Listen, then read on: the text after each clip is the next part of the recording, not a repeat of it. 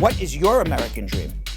My American dream is hopes that one day all the soldiers will be returned home safely, whole, and that they will all get their benefits and whatever is due them.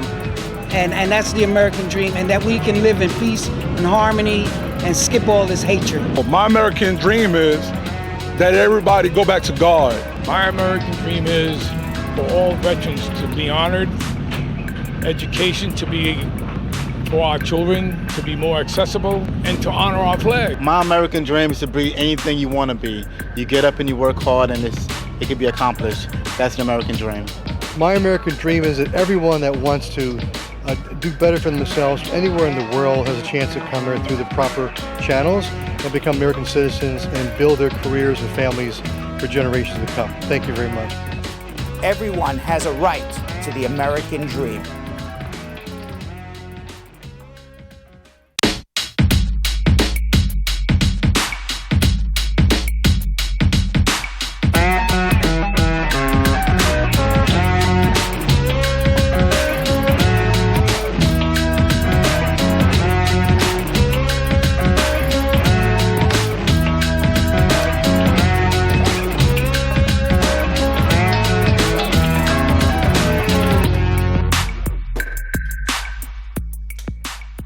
Welcome, everybody. It is December 2nd, the last month of the year in 2019, before we're at the end of the year, and more importantly, we're at the end of the decade.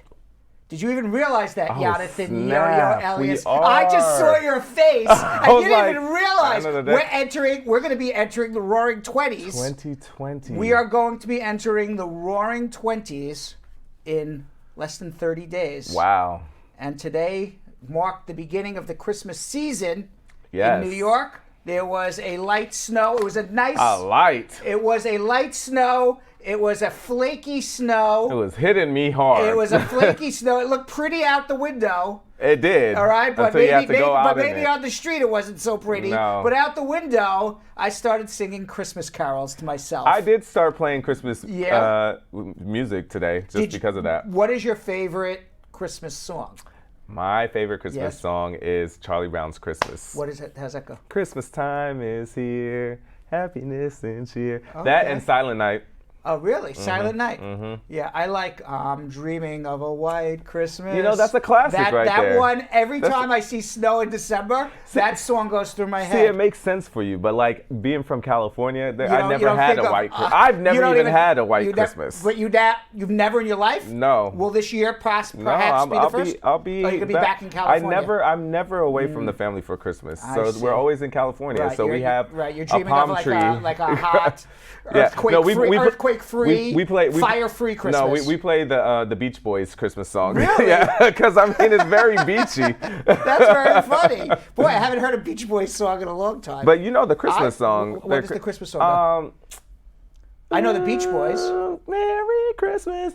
Christmas comes this time each year. Yeah, maybe, I'm gonna play it for you. You guys got me singing now. I know I can't the Beach sing. Boys are like the East Coast girls are hip. Yeah, they have a Christmas song. Oh, they have a Christmas song? Yeah. All right. Well, let me say hello to Jessica Leamy, Joelle Reed, who is sending actually making posts on Facebook saying, hey, where's the show? Uh-oh. I was telling Jonathan Yo-Yo, our Bradshaw Live 5:30 may be turning into like 9 o'clock soon. Do not say that. The way we have Please been going. don't say that. But we will try our best to start on time tomorrow.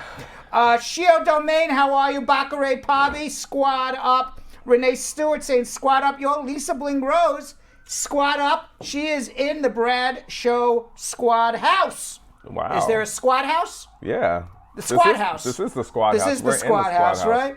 Latoya, his Forever Peterson, squad up family. Ninny got Pickney saying hello. Dawn Harriet. Lady Gaza TK. Mm-hmm.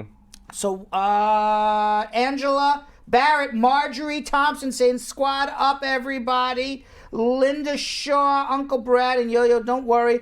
I'm going to send you some sunshine. Ooh, thank you. And on YouTube, back it up, Ricky. Hey. He is first in line. He was waiting to go. He was backing right up. Wasn't playing. Backing right up to be the first comment. I like that. Max Santos, how are you? Bax Young. Bax Young has been watching a lot. Always right there. Now, squad up. Jessica Leamy double fisting on Facebook and YouTube. Angela Rollins, squad up. Andreen Spence, squad up. Cindy Albert, welcome back, Brad, and squad. Kiki has a question.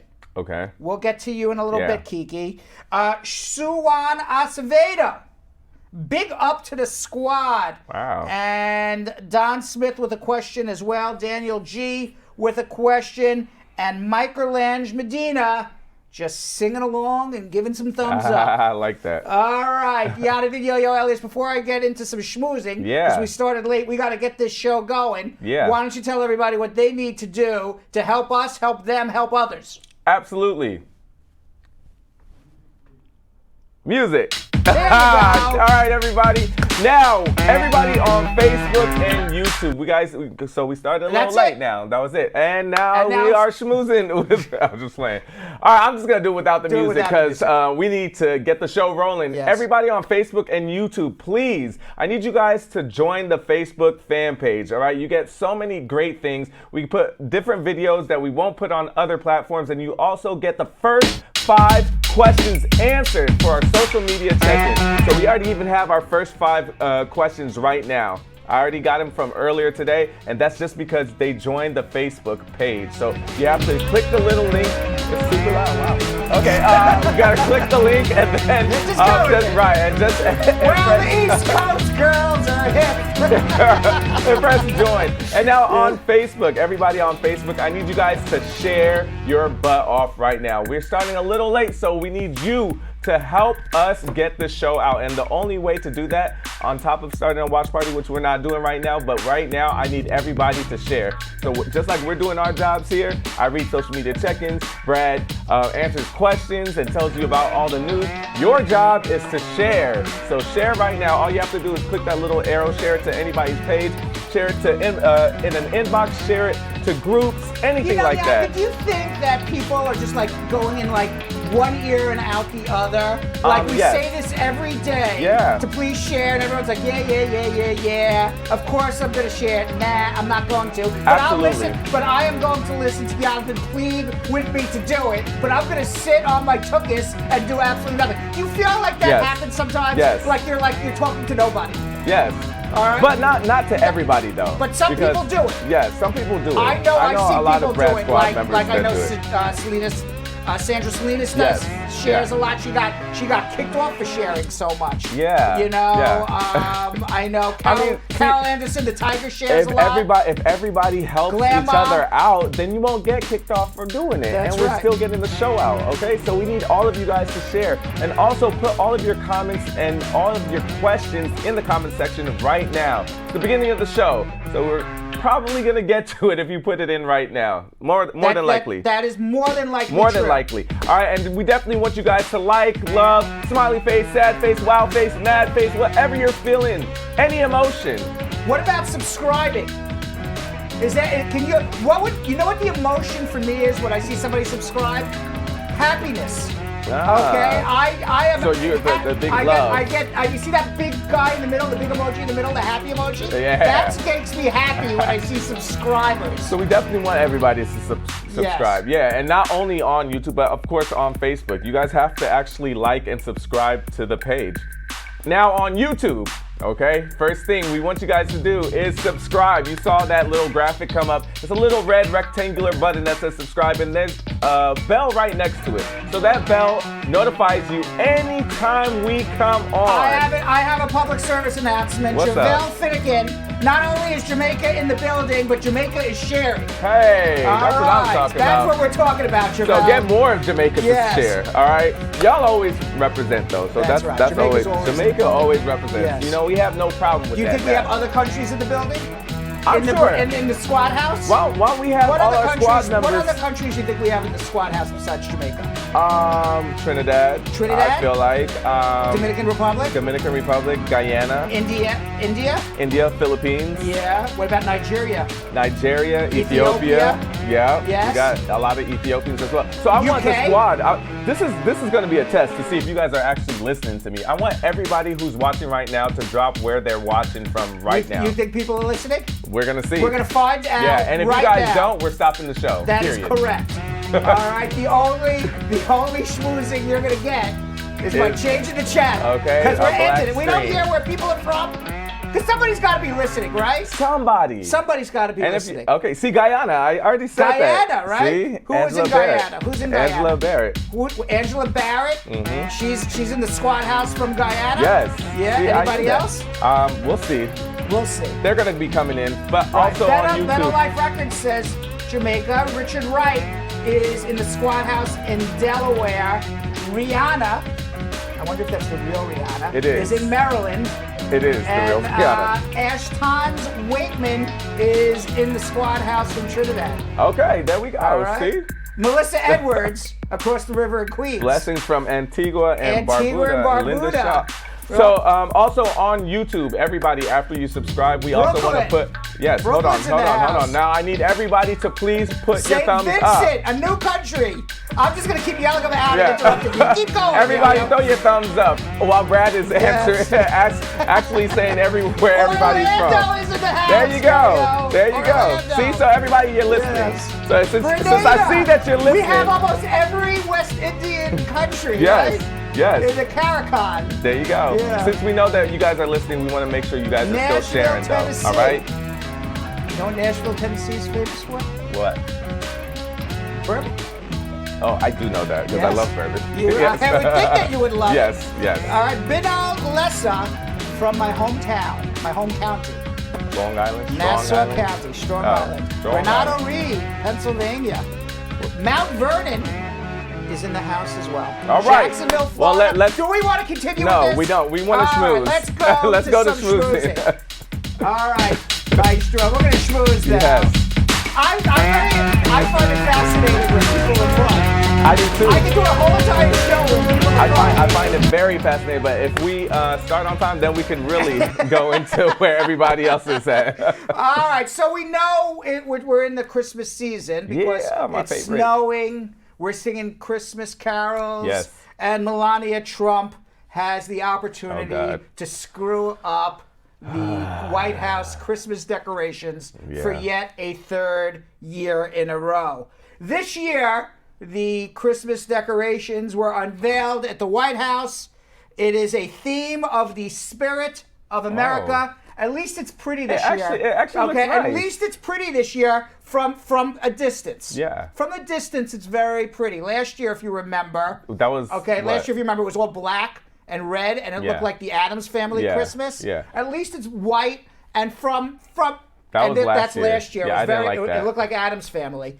But this year it's white, and it's really hard to screw up a white Christmas. Right. Right, as you Right. said earlier today. Yes. But as you look under the hood, Jonathan Yo-Yo Elias, and as you get a little. Oh, What's going on Wow. there? And as you get a little closer, what you find is a bit of tone deafness and hypocrisy by the Trumps. Number one, look at you. number one,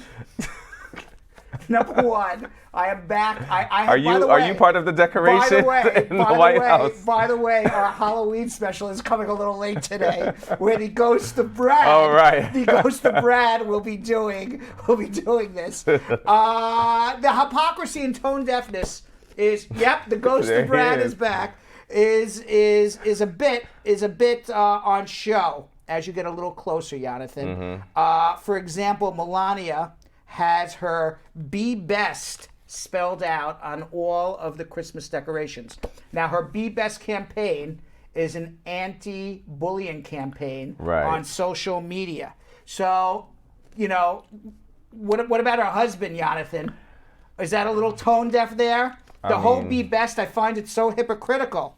Right? I think And their that whole seems to be a marriage big is- theme of the Christmas decorations, along with the spirit of America and the American flag, topped with giant golden eagles, and honoring the military. Oh. Yet during the Democratic National Convention in 2016, Donald Trump belittled the parents of a slain Gold Star Muslim soldier, Shmulyian Khan, who had strongly denounced Trump, saying that the soldier's father had delivered the entire speech because his mother was not allowed to speak. So, you know, there's a little bit of a tone deafness there with the bullying and John McCain. Oh, yeah. What about John McCain? That's right. You know, and the salute to the military, when in fact he has gone up against a lot of our military commanders. As a matter of fact, he even had the head of the Navy dismissed this past week because he refused to not court-martial somebody who committed war crimes. And Trump said, it doesn't matter that you commit war crimes. We're not going to court-martial him.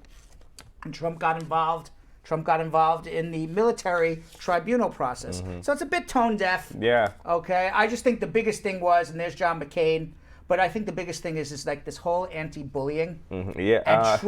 And Trump has actually made America a partisan bullying country. Yeah. Okay. It's made it worse, not better. Yeah.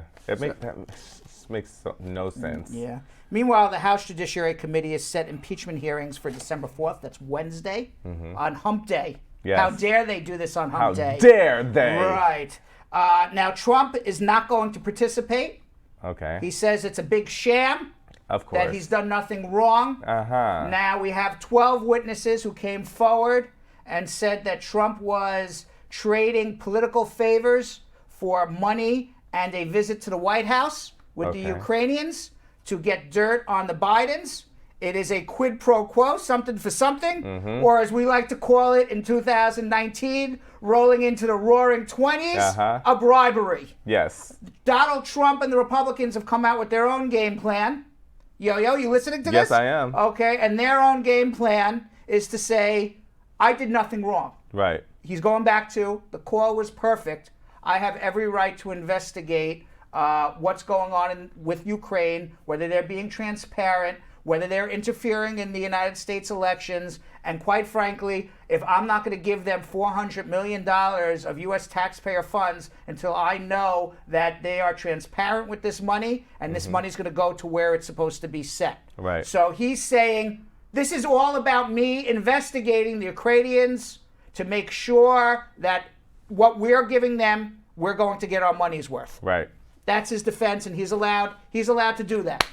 That is the defense to Donald Trump, but 12 people said that it's a bribery. There you go. 12 people came and testified that it is a bribery. We'll see. I'll tell you, I'll see what happens. I know what's going to happen. What's gonna I already told happen? you what's going to happen. You still have that same Absolutely. Absolutely. prediction? They are going to impeach him in the House, and it's going to be a very quick trial in the Senate, and then it's going to be appealed to the American people in November to determine whether or not Donald Trump gets to stay. Gotcha. What's interesting about all of this is that CNN just came out with a poll late last week that said more than 50% of Americans believe that Donald Trump not only should be impeached by the House, but should be thrown out of the Senate. Wow. I mean, should be convicted in the Senate and thrown out of office. I'm not gonna lie, I thought that it would be more though. So more than 50%. Interestingly, Richard Nixon, who left office before he was going to be convicted in the Senate, the largest number of Americans who wanted him to be impeached at the height of the Watergate scandal was only 29% Oh, wow. of the people. Jeez. So Donald Trump is leading Richard Nixon by more than 31 points. Well, he always wants to be in the lead, so. Clinton, at the height of Clinton, it was also in the 20s as well. Oh, wow. I actually got it wrong. Clinton was 29%. How much was Nixon? And Nixon was 24% of America. Oh, it's lower. It was even lower. Now, the issue is this, okay? As long as the Republican base wants to support Donald Trump, there is no senator or a member of the House of Representatives who wants to be reelected who's going to go against Trump. Because as soon as you do that, Trump's going to start tweeting. Right. And he's going to start saying, you know what? I think we're going to run a Trump candidate against you, even though you're a Republican, because you're not supporting the Trump line. Right. So everybody knows. I could assure you, if you took every Republican in the House of Representatives and you took every Republican in the Senate and you took them aside and you put them in a soundproof room and you said, no, this is attorney-client privilege between Brad and you. Right. Trump commit a crime? They would all say yes. They would all say yes. Absolutely. And then they would say, yeah, but I like my job. Yeah. I like the perks of my job. Absolutely. I have a lot of power. I don't want to lose it, so I'm not going against him. And that's basically what's happening. But One like, day you can't force them to go on trial, and you can't force them to vote. It's a jury. They're the jury. The Senate's the jury. Okay. The Senate's the jury. Okay. Jeez, So ultimately, as I said, the ultimate appeals court is going to be the people of the United States of America. If the United States was based on one person, one vote, and there was no electoral college, perhaps we would see a different result in the Senate. Right. But the Senate, they don't care that more than a majority of Americans want him out. They're just concerned about their districts and the electoral vote. Remember, Donald Trump won the election with only like 42 or 43% of the popular vote. So it's not a one-man, one-vote election. Right. It's an individual state-by-state election over 50 different states. So until they believe, they being the Republicans, that they will lose their jobs by supporting Donald Trump, he will not be convicted in the Senate. Meanwhile, it's very interesting, Jonathan Yo-Yo Elias. Did you see the Thanksgiving messages and contrast and compare the Thanksgiving Day messages from the Obamas and the Trumps? Oh, I did. You did not. I did not see it, but I saw Obama's. I didn't see the Trumps. Obama sent out a beautiful Thanksgiving message with a beautiful picture on social media. This was on Michelle's, I guess, Instagram. Let's see a picture of that again. Beautiful. I mean, isn't that a beautiful family? Beautiful. All right. I mean, you can feel the love. Yeah, isn't that a beautiful family? And the former First Lady, she marked Thanksgiving with this image: Obama, Michelle Obama with her husband Borukh and their two daughters Malia and Sasha, and she wrote, "From our family to yours, hashtag Happy Thanksgiving." And then the former President Obama tweeted an image of the family, all four of them volunteering on Thanksgiving and helping to feed people in need of food and warmth in a holiday. Right. Very lovely, very beautiful, very presidential. Yes. Everything you would want to see your president, your leader, and your former leader do. Yes. Right? Lord, Donald Trump.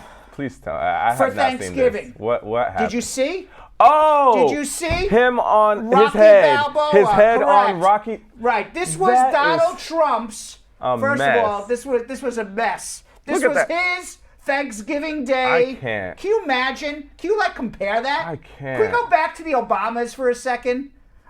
Versus this is what Donald. There's the Obamas. And by the way, there I am There behind you are, the a part of. Obamas. I didn't know you were a part of the Obamas. I'm photobombing their picture. I heard they were doing it. I just ran in the back to photobomb it. And there's Donald Trump. That is disgusting. Okay, so now that is nasty. Now he didn't really say anything. He didn't even put a caption. He didn't put a caption in. That was all he did. That's the most random. Now, if anybody's actually ever seen what this man looks like, he's far from Sylvester Stallone. Now, I am not going to say, okay, that I am Sylvester Stallone. Okay, I'm not in the best of shape either. You're closer than he is. But I am closer than this pumpkin. Yeah. Okay, who is obese and had to be rushed to a hospital about a week ago. People thought he was having a heart attack. That part. We still don't know what happened. As a matter of fact, it has been reported about our obese pumpkin in the White House. It's been reported. I don't know if this is a fact. Okay, but it has been reported that in the 2016 book, Trump Revealed, the authors Mike Kranich and Mark Fisher, they say that Trump believes the human body is like a battery with a finite amount of energy, which exercise only depletes, so he never works out, he never goes to the gym. That guy. Okay, so he lives a very delusional life. I am of the opinion, Jonathan. I don't wish harm on anybody. Okay, but you know, I hope he stops at McDonald's every day Listen, and doesn't exercise. go ahead, All right, do that. Yeah, and I hope he supersizes everything. All right. Okay. Let's go supersize, Don. Let's Jeez. go supersize it all. Oh man. Oh man. Now, So different from ABC Michelle Obama's eating healthy campaign. Now, ABC News, this is now going to make you even more disgusted. Mm-hmm.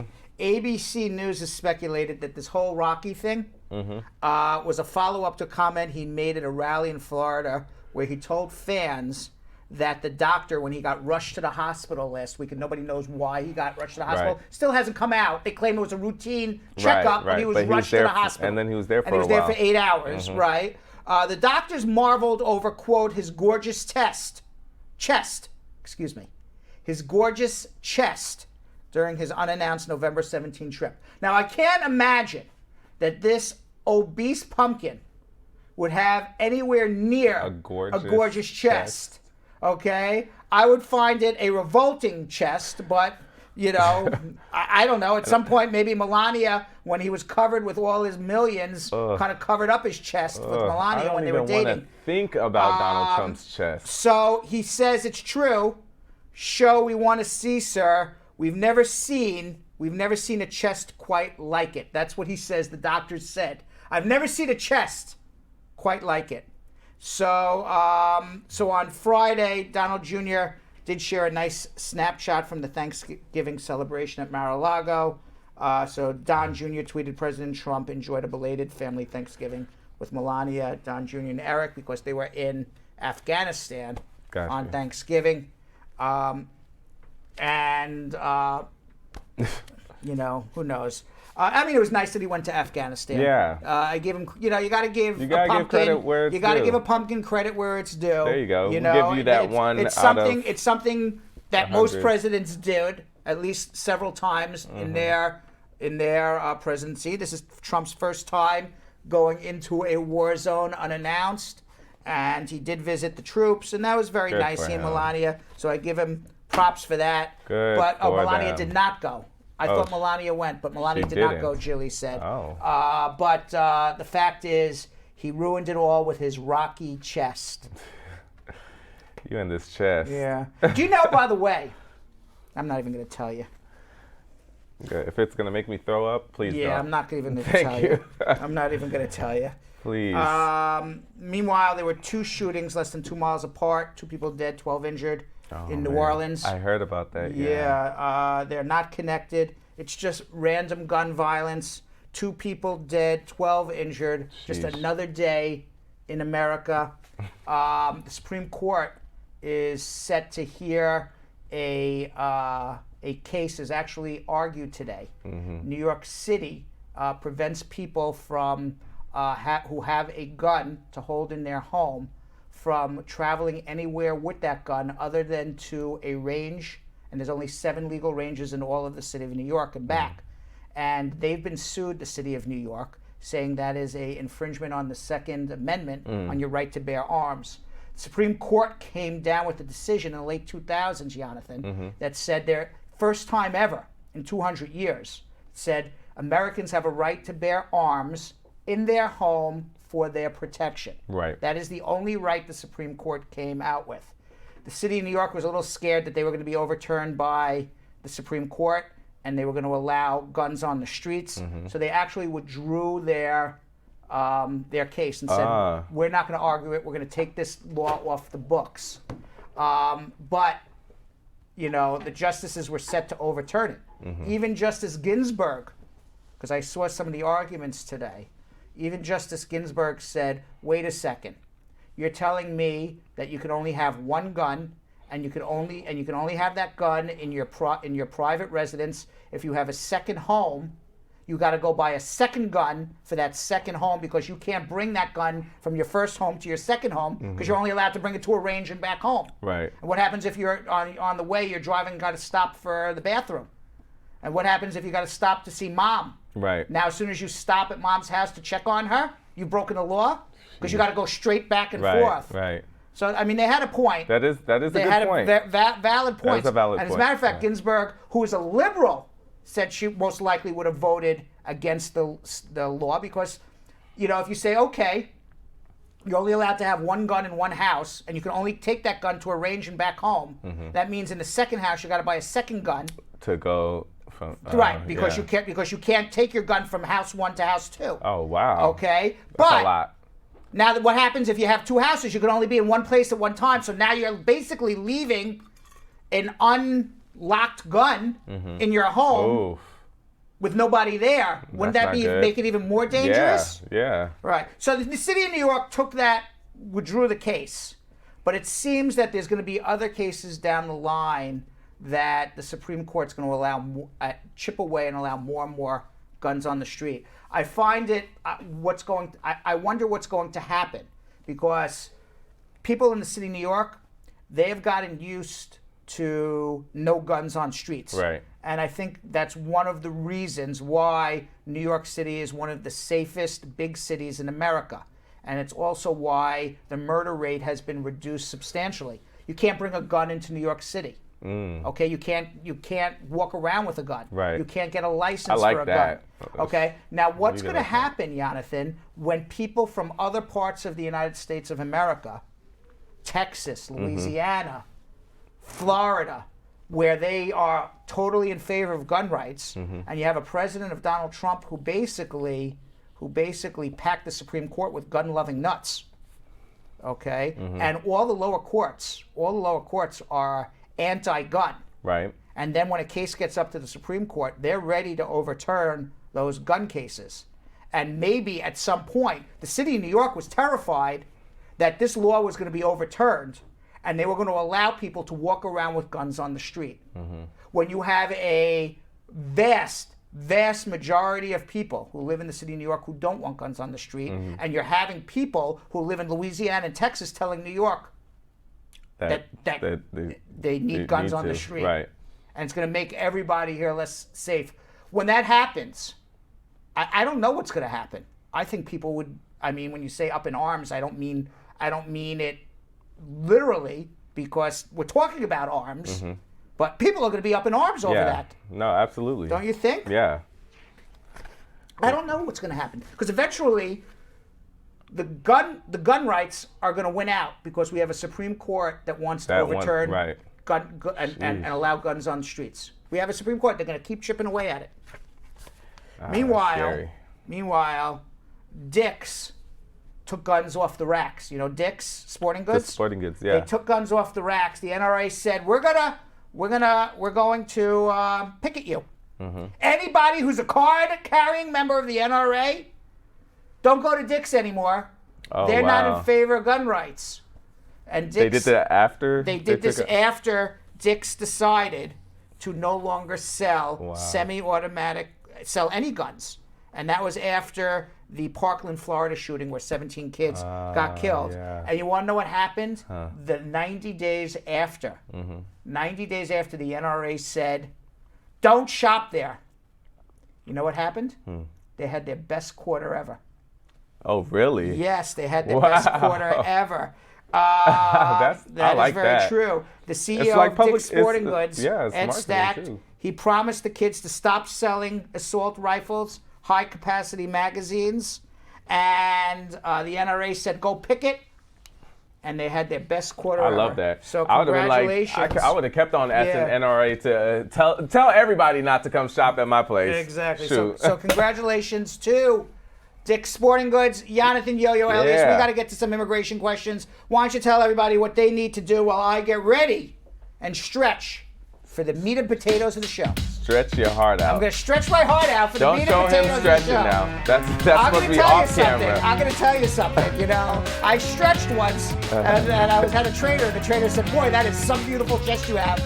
Not as nice as the pumpkin's chest, obviously." Right. Lisa Bling Rose said that the pumpkin could have been modeling for Victoria's Secret with that type of chest. Maybe that's the type of chest. Let me tell you something. Maybe that's why Victoria's Secret stopped their Victoria's Secret fashion show. Right. Maybe Lisa Bling was onto something. Trump wanted to model Victoria's Secret. All right, guys. Now, this is what we need you guys to do. This is when we have you guys start your watch parties. All right? Everybody, watch parties. All you have to do is click that share. button. Right under it says host a watch party, start a watch party. It literally will say how many friends you have online. If it's hundreds of friends, thousands of friends, I don't know, but it will send a notification to every single one of them. So when you start a watch party, if you guys don't know or understand what a watch party is, please tag me in the comments and I will explain it to you. And I'm explaining it right now. When you start a watch party, it takes this show on the page that you're watching it on right now, and it takes it to your page, all right? So it's on your whole profile and you're the host. All right, so you invite all your friends. It's a very great way to invite your friends and family on Facebook to the show, and you get to host it. So you talk to them, you invite everybody, welcome them when they come in the comments, and tell them about the show. So all you have to do is click share. Look at that finger right there. Beautiful. Click share, host a watch party, and it goes straight to your page. All right? Julie has some beautiful hands. She has beautiful hands. That's and right. Beautiful red nail polish. All right, and of course, everybody on YouTube, we need you guys to share as well. And when you share, it says create a post. And when you share and create a post, it sends that little notification to everybody that you follow or follows you on your YouTube page as well. All right, and last but not least, we need you all on YouTube to subscribe and click the thumbs up. So I want everybody to go crazy with clicking the thumbs up button. So I want that gray thumb to turn blue. Jonathan, do you think anybody would make a comment and say that they started a watch party? I think so. I don't think anybody made a comment that said they're starting a watch party. Well, I can't find out because guess what? You just went blank. My computer wanted to update right now. So I want you guys, since my computer is updated and I can't see. I will be the first to tell you when somebody says they started a watch party. So do it right now, okay? Especially since I can't see. I want you guys to prove Brad wrong and show him that you guys will comment and say that you started a watch party. Even if you just started once, I need you guys to comment and confirm in the comment section that you guys started that watch party. Cool? That's cool. All right. So far, the last comments, Lisa Blingro's cracking up.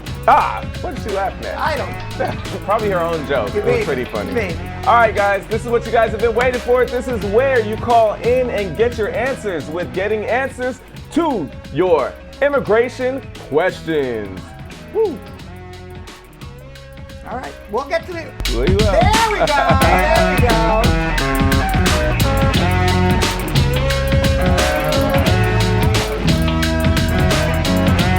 Let's go to Sean in Brooklyn. Sean. Hello. Hey, how are you? I'm a vocalist, man.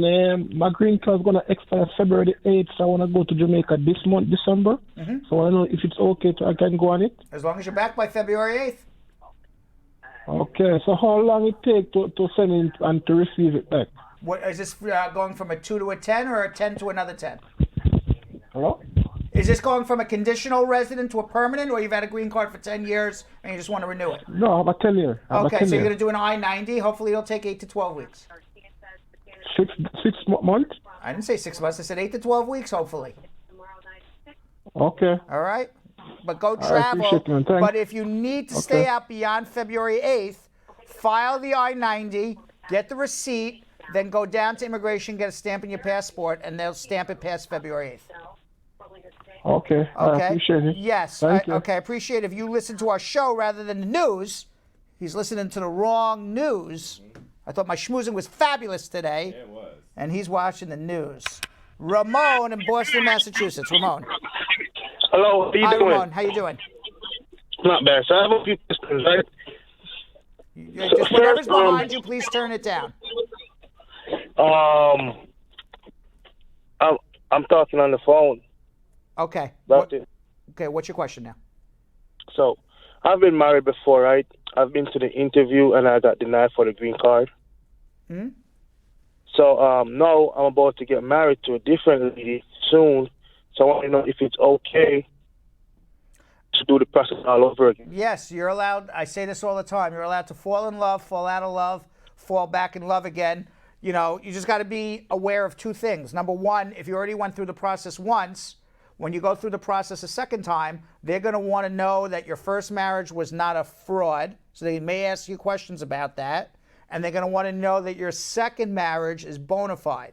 A bona fide marriage, according to the U.S. government, is you physically live together and you have an economic relationship. As long as after the first denial they didn't put you in deportation, go get married, go file your adjustment. All right. Thank All you right, very much. You're very welcome. Let's go to Pablo in Philadelphia. Pablo. Hey, good afternoon. Good evening, Brad. Good evening. What's going on? Yeah, I have a little problem here. My mother is died in Jamaica. So what happened? My case, they say they're reviewing my case. So I would like to go down. So I don't know if I can get like a stamp or something like that. So You're right. I don't know. Your mom passed away, so my condolences. I don't know what kind of case you have or what's going on. So what? You filed an adjustment application? No, my wife filed for me. I just married like 2 years ago. I get my work permit, my social. So you have a pending adjustment. That's exactly what you have. Yes, sir. Okay, but you never got your green card. No, sir. Did you ever apply for an advance parole on an I-131 application? No, sir. All right, so what you need to do is get the death certificate of your mom, get into the office of the Immigration Service in Philadelphia where you live, bring an I-131, bring proof that you have a pending adjustment, tell them I have an emergency, my mom passed away, and ask them to approve the advance parole right there on the spot. The only time they would do that is for a death. And, unfortunately you have a death, but that's what you should do. Okay. So question. My wife did it today, and they give me a date to come in Thursday. Okay. Great. So question. How much do it really cost? It really costs nothing because you've already filed an adjustment, so the first advance parole is free. Okay. Thank you very much. Welcome. Okay. Let's go to Dan in Hartford, Connecticut. Dan. Hello, Brad. How you guys doing today? Good. What's going on? Good. Quick question, though. I'm asking for a friend of mine. Yeah. Is there under any scenario that a naturalized citizen can be sent back to his or her home country of origin? No. I mean, there could be a scenario where they can look to denaturalize you for fraud in becoming a citizen, but that's a very long, involved process, and it's rarely ever done. So you're a naturalized citizen. You get to live here for life. Okay. Thank you so very much. Bye. Let's go to Tozin in Midland, Texas. Tozin. Hi, Brad. Hi, how are you? Yeah, good. Yeah, I want to ask a question for my brother. Yeah, go ahead. He was arrested for DUI. Mm-hmm. So, and he wants to petition his children. Does it have an effect on him? No, he has a green card. He's a citizen. As long as he's not a permanent resident. Yeah, as long as he's not in deportation, it has no effect on him whatsoever. So let him petition away. Okay. Okay, so the DUI won't have an effect on him, right? Not filing for the children, no. Oh, okay. All right. All right. Thank you so much. Let's go to. Whoops. What's wrong with this? Oh my goodness. I have a disaster here on my computer. There we go. James in Phillipsburg, New Jersey. James. That's what happens when I press the wrong button. I thought I had a scare for a second. Yes. Hey, Brad. I need to appreciate what you're doing. Thank you. It's really helpful. Thank you. So there's a question about a relative. She has a green card from 2015. And she's almost a senior citizen, not citizen yet, permanent resident. Right, but she has a medical bill from July. Her knee got out of place. Okay. So she had to go to ER. Okay. But her 5-year period is going to be due in January 15th. Can she apply for medical assistance at this point because she had an ER bill? Yes, why not? Will that affect her citizenship? Not at all. The only person it could affect, it doesn't affect her citizenship at all. She has a green card. She's entitled to benefits. The only thing it could affect, and I don't know what she's applying for, would be the person who signed the affidavit of support. If it's a need-based government assistance, the government can turn around and sue the person who signed the affidavit of support. But I've never seen, even in the age of Donald Trump, nobody has ever walked into my office, and trust me, I've seen everything. Nobody has ever walked into my office and said they've been sued by the government for reimbursement on an affidavit of support. I have never seen it in my entire career. So, and if she's over 65, she's getting Medicare, not Medicaid, which everybody would be entitled to. Right. And she has lived almost 5 years here in a month's time. It's fine. Next question is applying for her citizenship. She has intention of visiting her country back home, but she is eligible to apply for citizen, I hope, within a month and a half. Yeah, as long as she doesn't stay out of the country for more than 6 months at a time, and for each day, she can look back and say, I've been in the U.S. for more than 30 out of the last 60 months.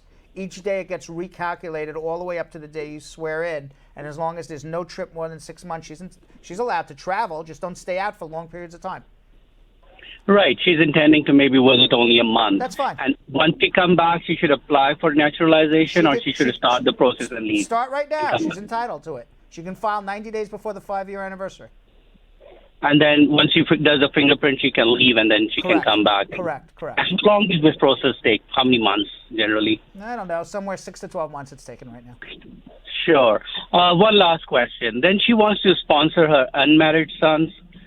She's a green card now. Her sons are 28 and 30. She should sponsor her unmarried sons now as a green card holder. And when and if she becomes a citizen, she could upgrade the case and keep the same priority date. The longer she waits to file for her unmarried children, the longer it will take for them to get a green card. So and they have to stay unmarried until unmarried. Correct. After she becomes a citizen, they can marry, but they're going to wait 15 years. Okay. All right. Thank you. Thank you. I appreciate it. Have a blessed evening. You too. Let's go to Lucian in Dover, Delaware. Lucian.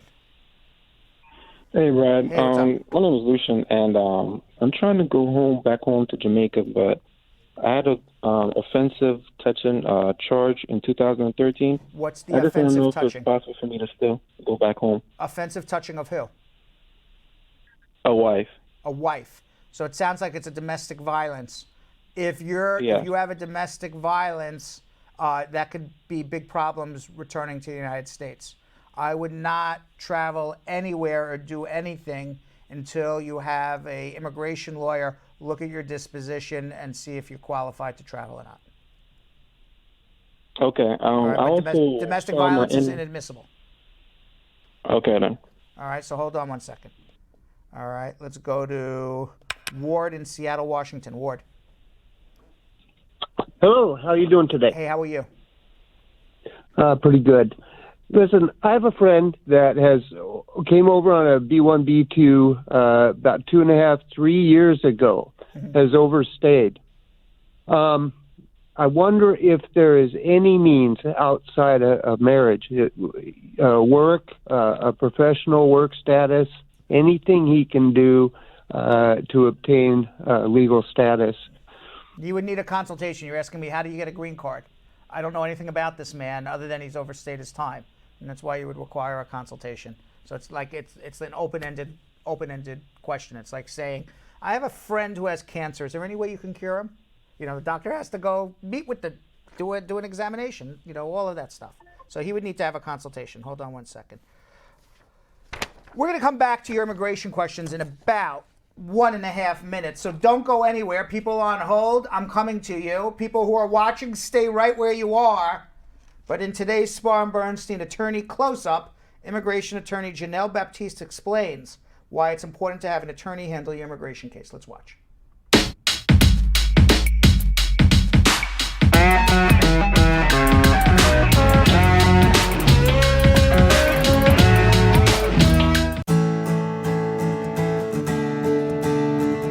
It's very important that an immigration attorney handle your immigration case because there might be many relief options available to you that you might not have been aware of had you not spoken to an attorney beforehand. Additionally, there are also things that you could do unintentionally to sabotage your case if you don't speak to an immigration attorney. An example of one sabotaging their immigration case unintentionally is filing the wrong form for something. There can be technicalities on your case that might require a waiver, but you didn't know. And then when you get to the interview stage of your application, it gets denied because you didn't know that you needed to have a properly filed waiver or any other type of form. So if there's anything that you're going to be doing immigration related, whether it's attempting to get a green card or to naturalize, it's very important that you contact an immigration attorney first. Prior successful results do not guarantee a similar outcome in the future. All right, so we're going to go to Jonathan Yo-Yo Elias, who has a quick statement. PSA. Music maestro. All right, That's everybody. the music we like. Yes. Not this guitar. Okay.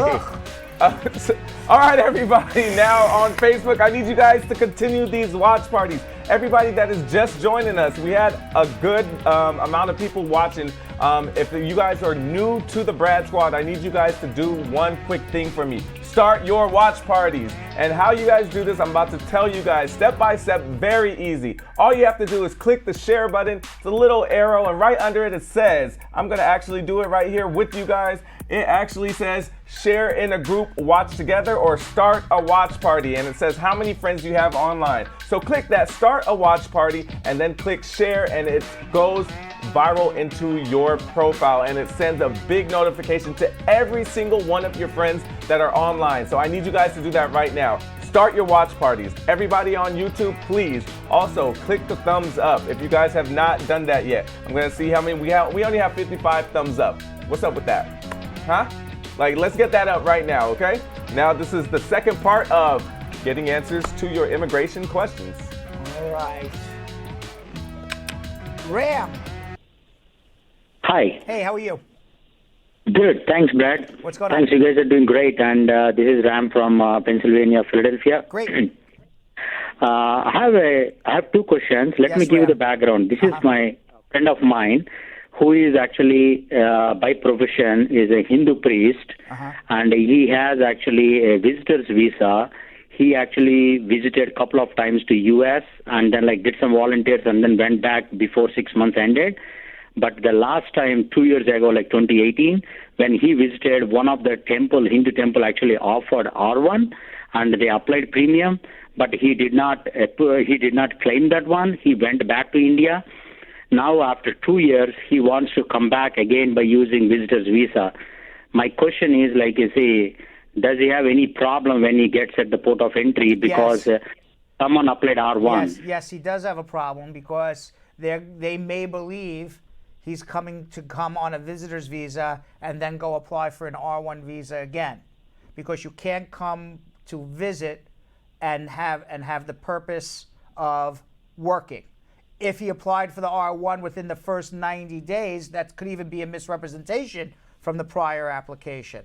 So I think he would need to have a consultation, and so he knows how to, that it's very clear that he's coming to visit and go home. And by the way, when you visit and volunteer and you are employed and not getting paid, the government may still consider that employment and that you're undercutting the U.S. workforce for Hindu priests, believe it or not. So you got to be careful with that too. You can't come on a visitor's visa to just be employed but say I'm not collecting an income, so it's okay. It's like saying I'm coming to work but I'm only going to make $5 an hour.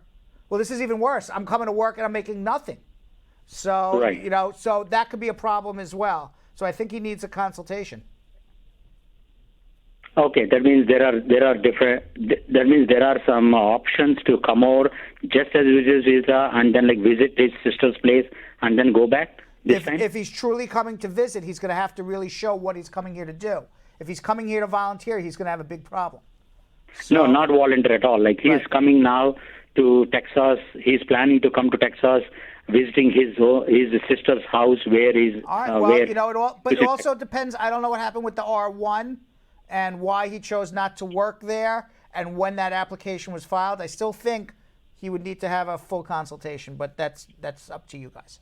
All right? Okay. And if he flies and then if he has a problem at the port of entry, then when he goes back India and then where someone actually sponsors R1 while he is away from U.S. If he has a problem, they may, you could either withdraw your application for entry and then he should be okay, or they could find him, give him what's called summary inadmissibility, which is basically deportation for 5 years. And that happens at the airport. You don't know what's going to happen. So again, it's just not, okay, let me try to come here and see what happens, and if not, I'll go back and do an R1. Maybe he should just be doing the R1 right away if that's ultimately what he wants. Okay. Future, if someone wants to sponsor R1, just take that one and then But not if he has a problem at the airport. He may have a summary inadmissibility. All right, so hold on 1 second. Summary admissibility is deportation in layman's terms.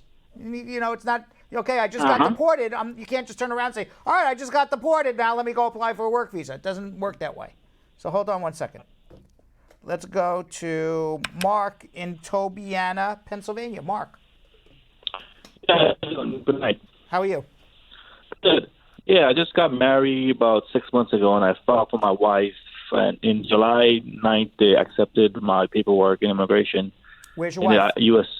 She's in South America, Guyana. Okay. So it's been like 6 months now. I didn't hear nothing back. I got the receipt, and I checked online. They told me that this accepted is under review. So Yeah, I want to know the process from there on. You're a citizen? Yes, I'm a U.S. citizen. Yeah, unfortunately, they're taking a long time. They should only take 6 months. They're taking close to a year now, unfortunately. There's not a lot you can do legally until it's more than a year that your case is pending. Then you can do a mandamus. But until then, unfortunately, you just got to wait it out. You know, it's unfortunate. Yeah, it says under review. Yeah, just means that they're taking their sweet-ass time. That's basically what it is. Yeah, because I took a lawyer in Manhattan, and they just told me that it's a process right now since Donald Trump took over. It's a process. It's a process. There's not, I know you want to be with your wife, but unfortunately, this is the age of Donald Trump. So you just got to wait on the approval. Correct. Now, if more than 12 months you still don't have a decision, then there's things you can do. But until that 12-month period, there's not much you can do. So it's been 6 months now. Just keep on waiting. Correct. All right. Thank you so much for your time. Okay. Let's go to Art in Nashville, Tennessee. Art. Arthur. Artie. Let's get back to Art. Mohammed in Brick, New Jersey. Mohammed. Hey, how you doing, Mr. Brett? How are you? Yeah, good. I have a quick question for you. I got approved in my adjustment on October 31st of this year by the immigration judge. I was in removal procedure. Yes, I understand. And then they told me to go to the info pass, and so they can produce my green card. Okay. And I went and I did the info pass appointment, and I handled them the final court order. Okay. And they had me fill some biometric form. Okay. I filled it out, and they told me they need to get my information from the court. Right. And this process might take up to 6 months. They didn't say how long exactly. So my question: how long does it take? How much time does he need? I would believe what they told you, 6 months. But if the judge approved your adjustment of status, you're a lawful permanent resident. So you can get a stamp in your passport to travel and do what you need to do. But until you actually have the green card in your hand, it could be 6 months. That's my second question. They refused to give me any stamp, and I don't know why. I don't know either. I wasn't there, but they should give you a stamp. You got an adjustment approved by the judge. All right. So I'm from the sense of the day of the court, I am considered legal permanent resident, right? The judge adjusted your status, correct? You are. Yeah, and I can go, like, how much time do I need to give them time? Then I can go back again and ask them. I would wait a week or two and say, I need a stamp, I want to travel, or I need to work, or whatever you need to do. Yeah, like, I need to do stuff. I need to travel and stuff. So I can go and ask for this, Absolutely. right? Absolutely. You're a permanent resident.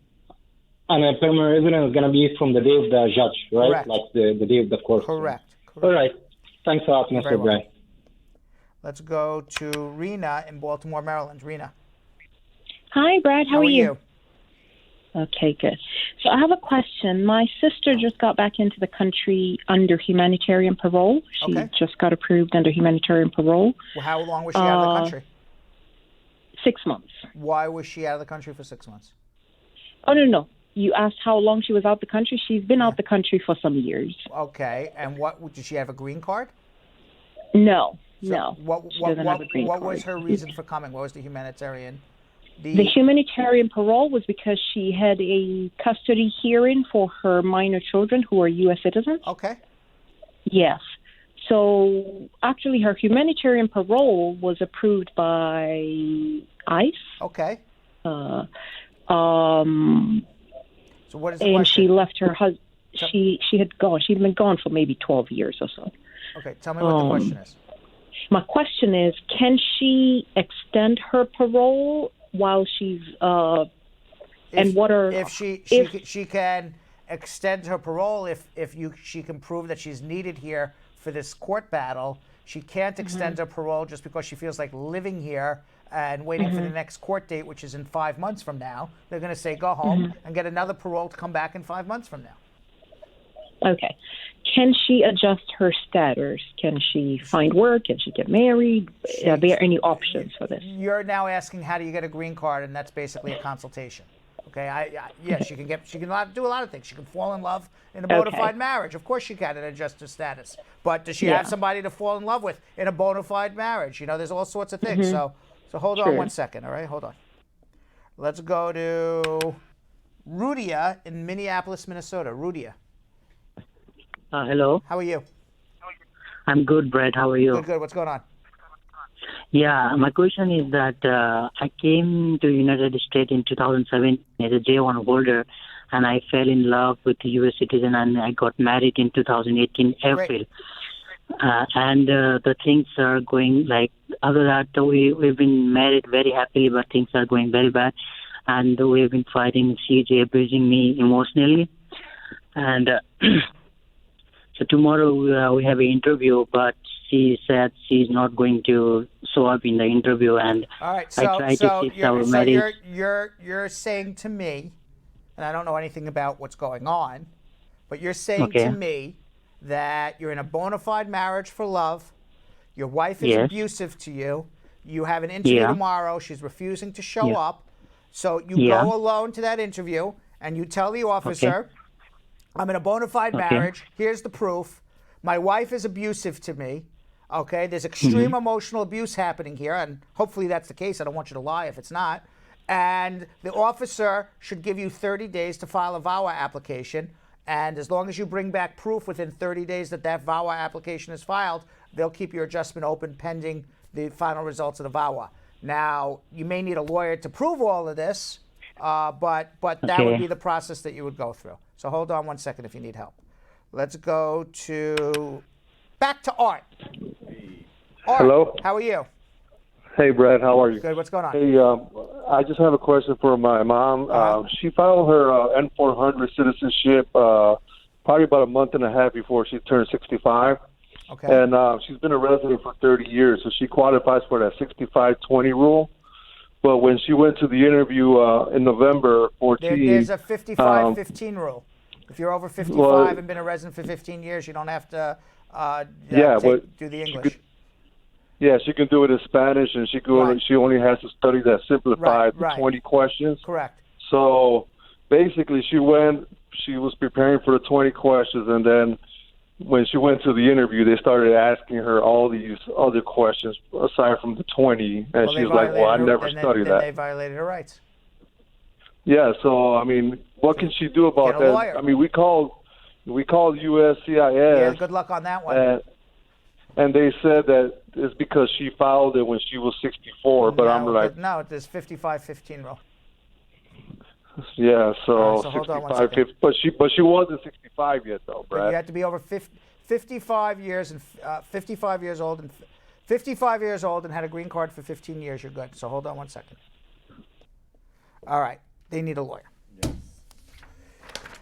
What do we got here next on my list? Jonathan Yo-Yo Elias. Let's see. Spar and Bernstein personal injury attorney and partner Moshe the Bulldozer Borukh, also known as Moshe the Caged Animal Borukh. Like Jonathan Yo-Yo Elias is also known as Dr. Yo-Yo and Baby Boy. There you go. But in this particular case, it's Moshe the Bulldozer Borukh or Moshe the Caged Animal Borukh. He recently spoke with me about what to do if you're injured on a construction accident. Let's watch.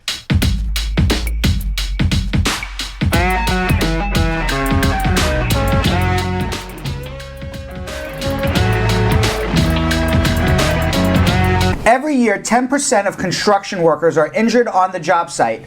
According to the Census of Fatal Occupational Injuries in 2017 alone, 5,147 construction workers died on the job. When an accident leaves a construction worker incapacitated, they and their families lose the financial security they once had. A good attorney is needed to make sure that the injured parties are compensated to the highest level because most of the time, they will never be able to work again. And there is only one bite of the apple when it comes to fighting for compensation in court. with me to discuss what to do if you or a loved one is involved in a construction accident is Spar and Bernstein's personal injury attorney, Moshe the Bulldozer Borukh. Hello, Moshe. How you doing, Brad? Mr. Bulldozer, how are you? I'm great. How are you? You've been called that many times, right? That's right. Yes. Where did you get that name? From an adversary, I think, right? I believe so. It was a deposition, I think, when I was so aggressive. He's like, look, you're like a freaking bulldozer. You just want to skim through this deposition really quickly. So anyway, and it stuck. So, everyone at Spar Bernstein gets a name, even the attorneys, we call you the Bulldozer. Let me ask you a question. We're talking about construction accidents here. If you're at a construction site and you get hurt on the job, what do you do? If you're hurt on a construction site, the first thing I recommend somebody do is stay put, don't move, get your phone out, call 911, get medical attention. That's the first thing you need to do. Do you know how many people say the first thing I do is to call the safety foreman? That's what they tell them to do because they're interested parties. You should never do that because those people have adverse interests against you. The site safety foreman actually is employed by the insurance company. That's right. They're looking to limit their liability, not give you what you're fully owed. Correct. So the site safety foreman is actually against you, not for you. And I think the reason, not only do you want to get medical attention, and the quickest way to get medical attention is to call an ambulance, not have your colleagues drive you to the hospital, but just as important, if you're going to have a lawsuit, and if you're going to be injured and not going to be able to work again, you're going to want to have a lawsuit because you're never going to be able to earn an income again. You have to demonstrate and document what happened. Exactly. So if you call an ambulance, there is no question that the accident happened on the job. I've seen in my career, and I'm sure you have as well, many instances where the colleagues drove somebody to the hospital and then the insurance company or the construction company would say, they never got injured on our site, we have no record of it. That's a good point. So what happens is if you have one of your colleagues take you to the hospital after an incident occurs, now the facts have changed. Now everybody can move things around at where the incident occurred. So if a ladder fell, for example, the ladder can be picked up and put away somewhere. And now you don't have the actual ladder to take pictures of or to have an EMS personnel put notes in and take notes about what happened. So you're right. You should always stay where you are, call for help, medical attention, and get everything documented. Right. So really the two things, when you say, ouch, I'm hurt, I'm really hurt, is get an ambulance, because the ambulance is going to document that the accident happened, and they're also going to be the quickest way to get medical attention. And two, if you're able to, everyone has a cell phone now, Moshe, right? Oh yeah. If you're able to, only if you're able to, take out your phone and take pictures or video of everything around you, who's there, what happened, what fell. Take pictures, as many pictures as you can, because you have to document that that accident happened and how it happened. And if you're too injured, but you're able to talk, ask one of your colleagues to do it for you. Absolutely. And another thing, Brad, a lot of people, we get a lot of these phone calls, they get injured that moment, but they don't seek medical attention until the following morning. Why? Because they want to show their colleagues that they're big, tough guys. But what they don't understand is that this more time you wait to get medical attention for your pain, even if it's just a sprain, get medical attention that instant moment. Because the longer you wait to get medical attention, you're delaying your case and you might be adversely affecting the case. But not only, you're adversely affecting it because now you're leaving a question about, were you injured at that moment, or was there something else that happened in the preceding days? Maybe you fell on the street, maybe you fell at home, that all of a sudden now 1 week later you're complaining you're in pain. Exactly. So you get medical attention immediately if you're in pain, because you want to document that that pain, that injury, is a result of this accident that you took pictures of, your colleagues took pictures of, and that the ambulance came to the scene and saw you there lying in pain and treated you as a result of the accident that happened. Moshe, quickly before we leave, because people always like to know about our Spar and Bernstein success stories, tell us about one of your great success stories in a construction accident case. Sure. 3 or 4 months ago, we settled a case where one of our clients was on a scaffold. Mm-hmm. He was putting sheetrock on the scaffold, and the scaffold, for reasons that are irrelevant to us, for the purposes of the case, it fell. And when the scaffold fell, our client fell with it, and he fractured his vertebrae. He had a subsequent fusion surgery, which fuses the two vertebrae together, the uninjured vertebrae. And what happened was we filed a lawsuit. We sued the owners of the premises. We sued the contractors, the subcontractors. So we proved that he couldn't ever work as a construction laborer again. We got him almost $6 million, Brad. Wow. Yep. That's an amazing result. $6 million. If anybody is ever injured in a construction accident, call Moshe the Bulldozer Borukh. We call him the Bulldozer. They call me Uncle Brad, so you're the Bulldozer. But more importantly, if you know anybody who works at a construction site, you never know when an accident happens. And when an accident happens, the last thing you need to worry about is who you're going to call. So just save our telephone number in your phone. God forbid you or a loved one gets injured. 1-800-529-5465. That's 1-800-529-5465. Save that number in your phone, and God forbid anybody ever gets injured that you know at a construction site, you can call us immediately, because what you've learned today is it's the most important thing is to get treatment immediately and have your lawyer on the case immediately. Thanks, Moshe. Great job. Sure. Thanks, Brad. Prior successful results do not guarantee a similar outcome in the future. All right, so quickly, before we get into our social media check-in, if you weren't able to get through on the phones and I don't answer your questions in social media check-in or in our speed round, which will be coming up later, you can always follow me on Instagram at @RealBradBernstein. If I know who you are, you're part of the squad, you've been in the squad house, you're a top fan, or I even know your name. You made a comment. Mm-hmm. Just drop me a DM. I'll try to help you. Try to answer as many of those questions as I can. I get a ton. I try to answer as many as I can. How many do you get? Like, oh, tons. Really? Yeah, tons. And I try to answer all of them. I even get some of yours. I lie in bed at night and try to answer them all. Really? So, you know, is that fun for you? Some days yes, some days it's not, but I do it. Look at him. To be honest with you. Look at him. But I do it. So you can follow me at Real Brad Bernstein and drop me a DM, and I'll try to help you if I can. If I can't, I'll tell you to make a consultation. You can also follow us at Brad Show Live. If you follow us at Brad Show Live, you will see the best of our produced and unscripted content, as well as our stories, behind the scenes, all man's body. You'll see. You know what you'll see? What? I don't know. I haven't been there today. Okay. I'll look. Go look yourself, Go actually. Look. Yeah, you don't need me and to let tell us know. You tell us what you see there at Brad Show Live. And Jonathan Yo-Yo Elias. And mine is at Jonathan Elias TV. All right, there. Very simple. Okay, you can watch Jonathan. You can watch my whole life. You can watch your whole life partying, doing your thing. See what I did last night. Right, lots of women, lots of guys in the gym. Yes. Right. It's an open That's literally book. my. And then you get something from him in bed in apartment 9J. Yes. Right. Yes. Absolutely. That's basically your stories. I watch your stories. Like the guy's partying, he's in the gym, or he's on some photo shoot. Every so often he's at Brad Show Live, and then he's at night in bed going, man, I'm tired. Yes. Yes. That's your stories, That's my stories. All right. Let's do something we like to call social media check in. There we go. Cool. All right, yo, what do we got? All right. Our first question comes from Ade saying, my mom got married to a citizen and filed. We're waiting on our interview date. We've been giving our work authorization card, but I'd like to know if there is a document I can use for my school's financial aid stating that I'm a legal alien resident. So they already gave it. You are not a legal alien resident. You have a pending adjustment. Mm-hmm. So you can't get financial aid until you get a green card, which you don't have yet. So you can't get financial aid until you have a green card. Correct. By the way, I just want to correct one thing. I don't want anyone to be insulted by Uncle Brad. Mm-hmm. But I see Cordella saying, Brad, how come I don't have a badge?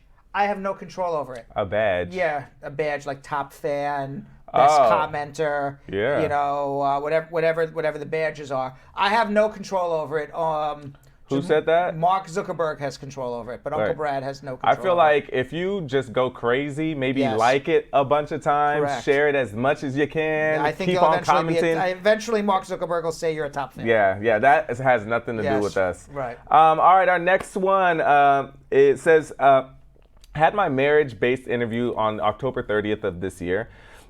document file was submitted on April 4th, 2018. Was told by the officer that case was approved and it will be mailed within the next 3 weeks. Week 4, no mail update. On file, contact USCIS customer service. Was told case was out of normal scheduled timing. Do you continue to wait, or should I contact you to proceed? Well, they said that you would be approved. Wait 120 days. If no green card in mail, then contact me. Okay.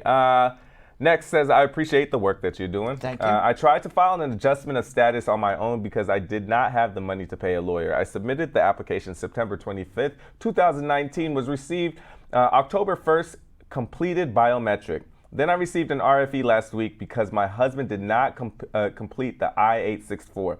I didn't know he still, since we got someone else that was above the poverty line to sign, I didn't know that he still needed to complete it until someone asked on the Brad Show Live. My question is, do I need to submit a separate I-864 form for me and my daughter and evidence they requested, or just sign one? As a matter of fact, I think I even spoke to this person today, but the answer is, and if it's the same person, which I believe it is, but maybe not, the answer is whether your husband makes enough money or not, he has to do an affidavit of support for you, an I-864, sign it, send it in with whatever financial documentation he has, and he has to do a separate I-864 for your daughter because he filed 2 separate I-130s, one for you and one for your daughter. So it's 2 I-864s, 2 packages of financial documentation. Awesome. Our next one comes from Eric saying, I have an immigration problem. I came here as a K-1 with my daughter way back in 2010. We got married with my fiance June 2010.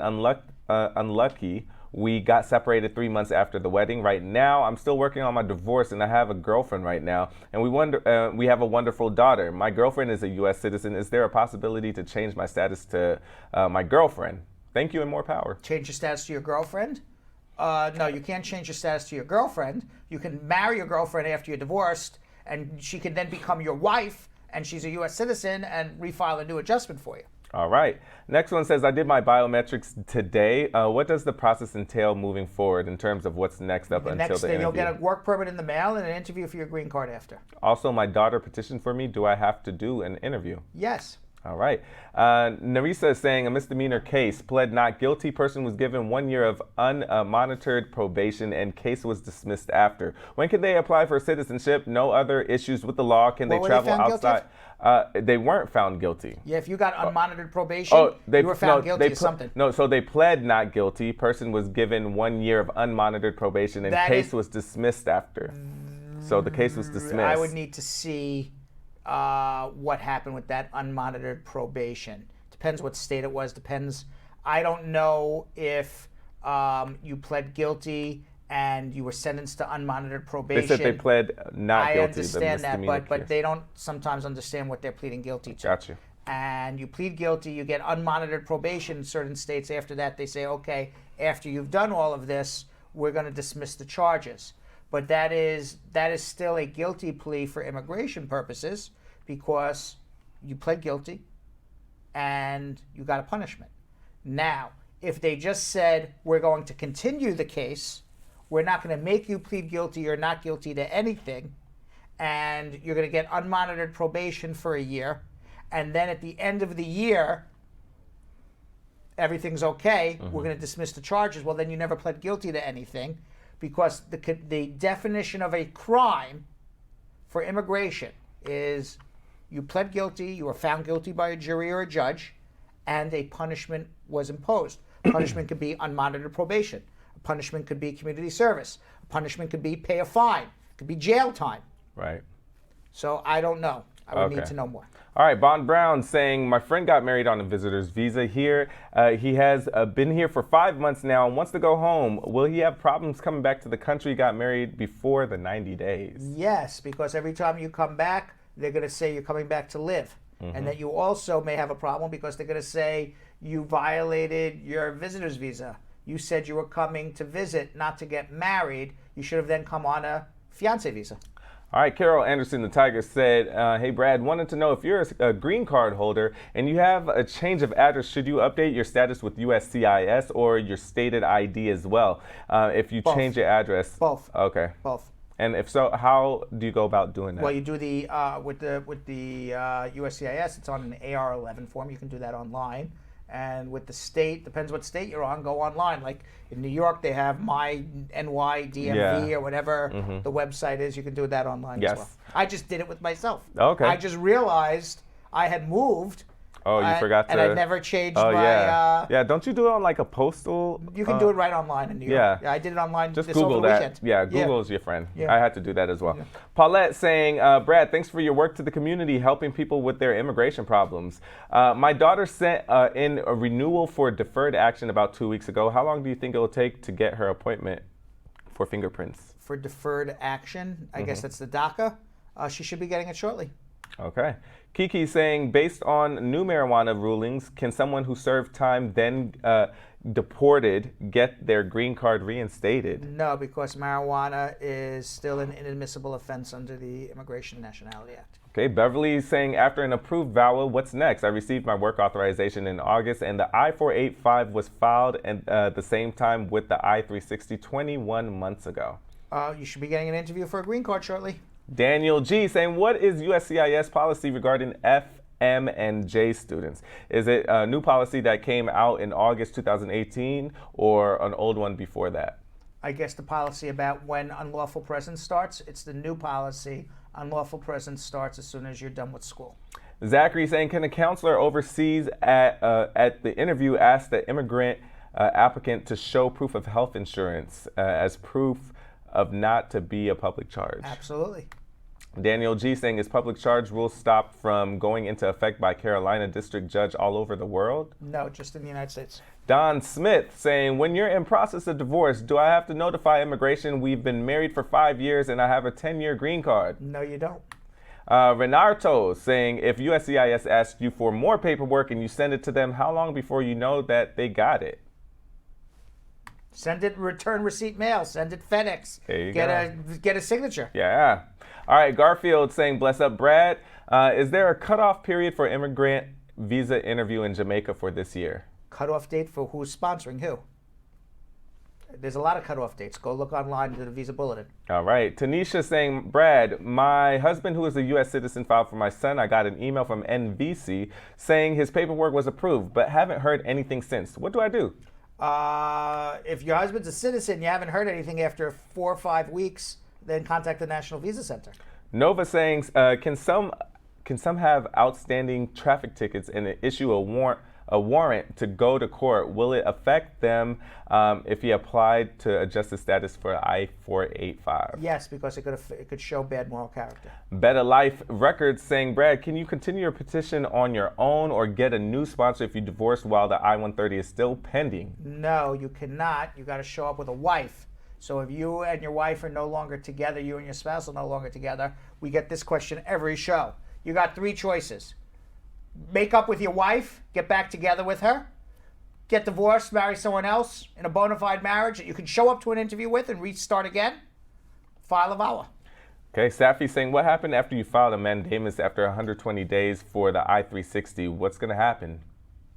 Well, hopefully the federal judge will force the government to make a decision if you did the mandamus right. Okay, Ajiawa saying, my cousin's husband is a U.S. citizen. He filed for my cousin. The case was filed since July 30th. There's no filing for cousins. What are you talking about? My cousin's husband is a U.S. Okay, fine, got it. So citizen. spouse filed. Okay. Yes, so the spouse filed for the cousin July 30th, 2019, and approved July 18th, 2019. Now the case is at NVC. She sent. That's all I get it. So I don't know. Great. So that means you're on your way. You got to do the packet 3, pay the filing fees, the affidavits of support, and eventually the case will be transferred to the home country for a visa interview. Okay. Rihanna saying my sister Rihanna. my wife. Rihanna. Yes. My sister just got back. Wait, who's asking that question again? Rihanna. Rihanna. Yes. Uh-huh. Okay.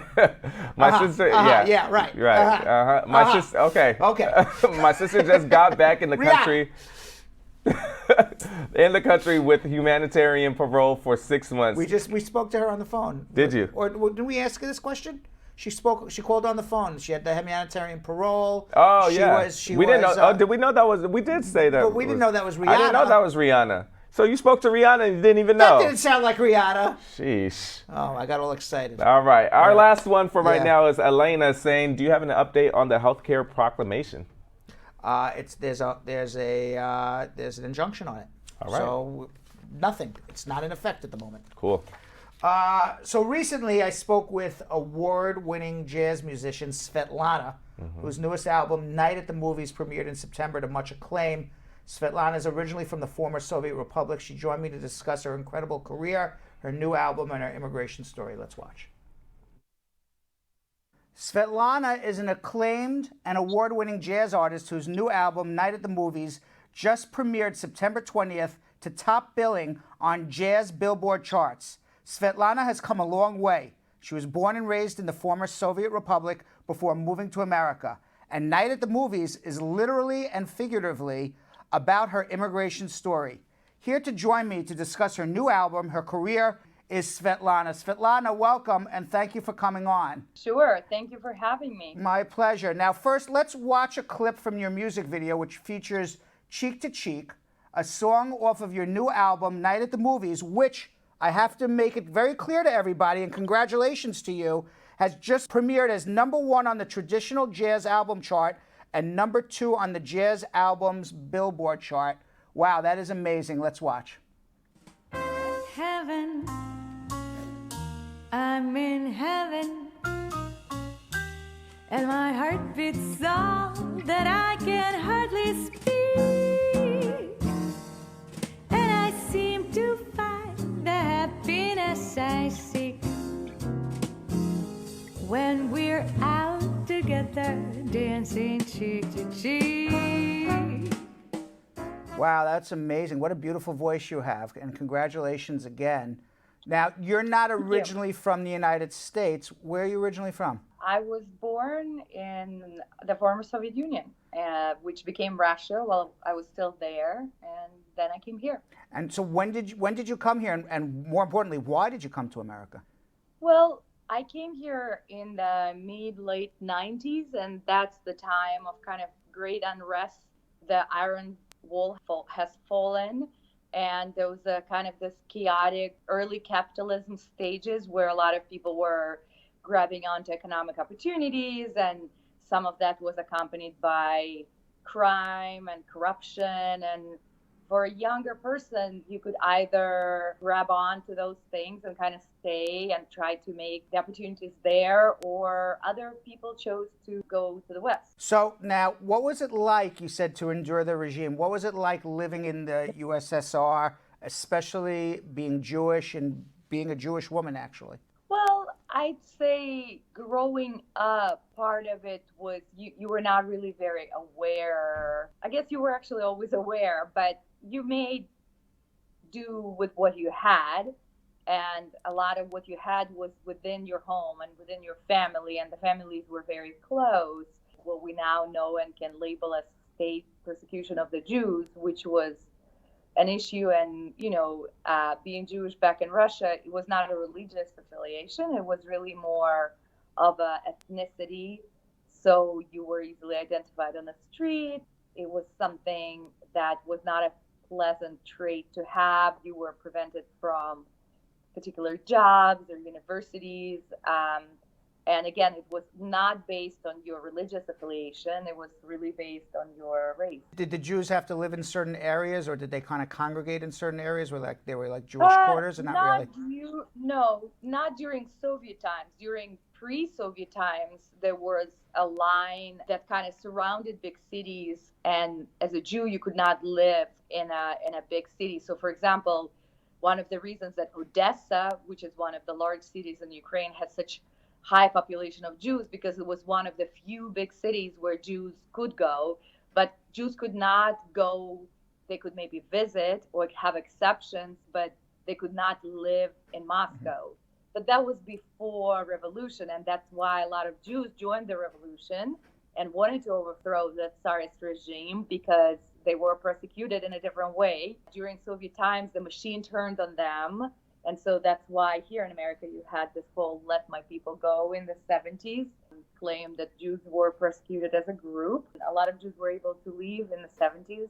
And then later, when the Iron Curtain fell, many more left as well. You know, I was in Moscow about 2 years ago, and they had just built a Jewish museum in Moscow about the persecution of the Jews throughout Russia. I thought it was actually very well done. They were very honest about it. So now tell me how it felt after being persecuted in Russia, how it felt to make it to America.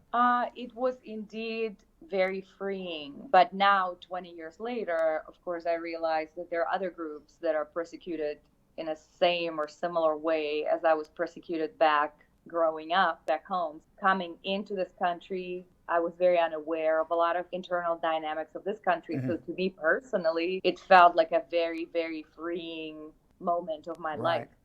Just on a personal, everyday level, nobody turned at me. You know, I was in New York City, I lived in East Village among a very diverse group, post-Bohemian time, shortly post-Bohemian time. It was just beginning to be gentrified, but there was still a lot of artists and people from all countries, of all ethnicities, religions. It was just thrilling and infatuating to be part of this really, truly melting pot. I fell in love with that right away. I arrived to study at the New School for Social Research. I arrived to study nonprofit management. So did you leave most of your friends behind in Russia?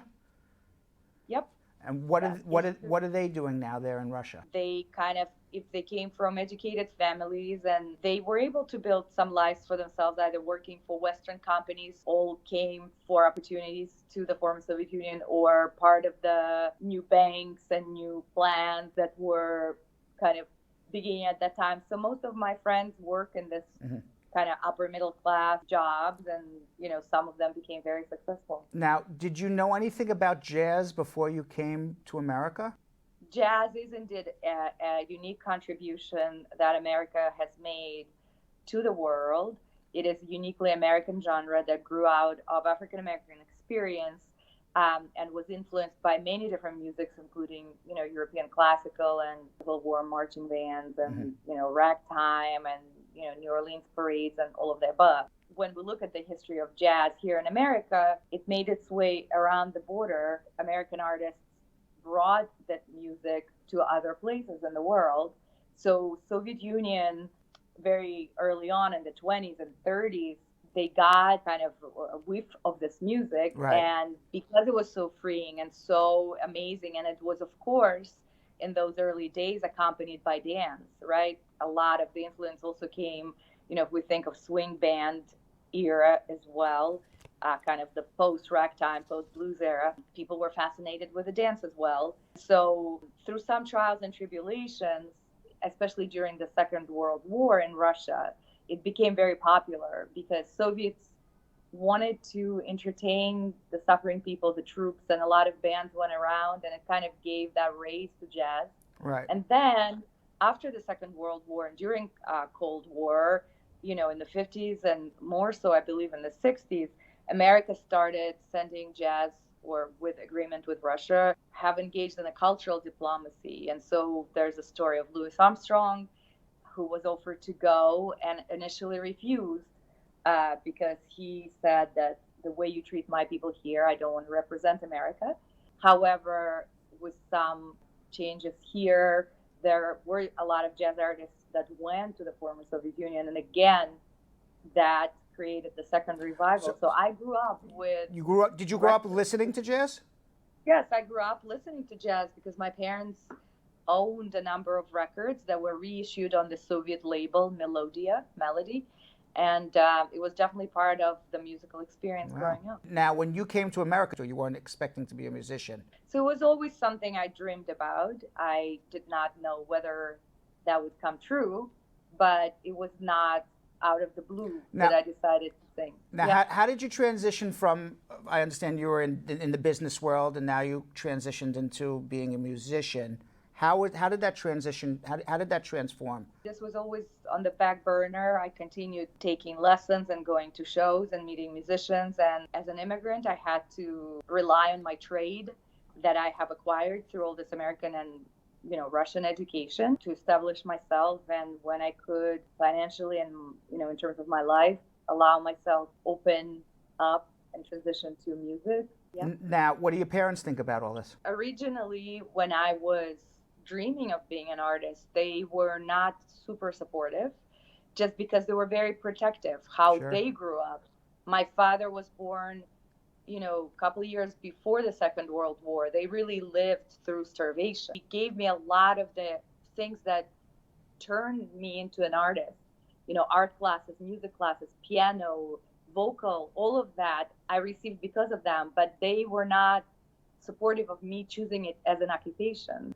Seeing me enjoying this so much and being proud of me and seeing the kind of product that I put out, became a bragging thing. Right. So I think they're very supportive now. They were supportive of my desire to engage with this art form, music and art, visual art as well.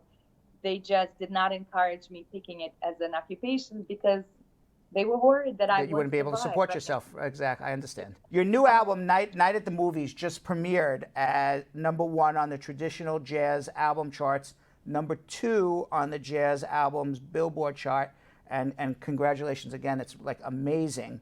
Thank you. Now, tell me what this album is about. Does it have a theme? At the surface level, it is my ode of love to movie genre. But if you look at the next level, kind of deeper, it's not just songs from movies from 1937 to 2017. All the songs have a theme of dreaming, escaping harsh circumstance through hard work, imagination, perseverance, just dreaming of a better life for yourself. And the songs that drew me in, it just dawned on me with amazement that they all either explicitly were about dreaming and immersing yourself in imagining a beautiful life for yourself or escaping something, or they were those metaphors like the song Smile that was from Charlie Chaplin, Modern Times, was actually written in the 30s as, we know Europe was going through horrible transformations in Hitler and Nazi regime kind of raising its head. And so those Modern Times industrialization, which was kind of what the movie was about, but also brought the horror. The person is telling us, smile and just try to hang in there. Or if we think about movie Tootsie and a song, It Might Be You, it's this lighthearted comedy, but think about the 80s in America, AIDS crisis and civil rights crisis. And the whole movie is about this person trying to achieve happiness, pretending he's not who he actually is. In the end, he can only achieve happiness if he's true to himself. And so the song, It Might Be You, will I recognize your face when I get to this place? It's actually, it has much deeper meaning inside of it. To me, it speaks of my dreaming and my coming to myself, both in becoming an artist and moving to America and, being able to be free with who I am, which is a lifelong process, but it has a much deeper meaning than just songs from movies. Now, you posted a really nice message on Facebook about the album's success, what it means to someone who started out in America as a young immigrant from the former Soviet Union. Michael Bublé's album, you knocked it off #2 for a bit, so it's quite an accomplishment. Let's be real, okay? Yes. Michael Bublé sells almost as many copies as I sold in 1 week. He sells it every week. Right, but you did it for at least 1 week so far, right? I did it for 1 week. So do you feel you're living the American dream, or do you feel you have a lot more to accomplish? Tell me what you think the American dream means to you. American dream to me, and this is work in progress for every individual, but also for this country, okay, right now and always, is freedom. It's freedom. And this music, jazz music, is about freedom, how it originated from the African American experience and how it brought as a melting pot all these other cultures together.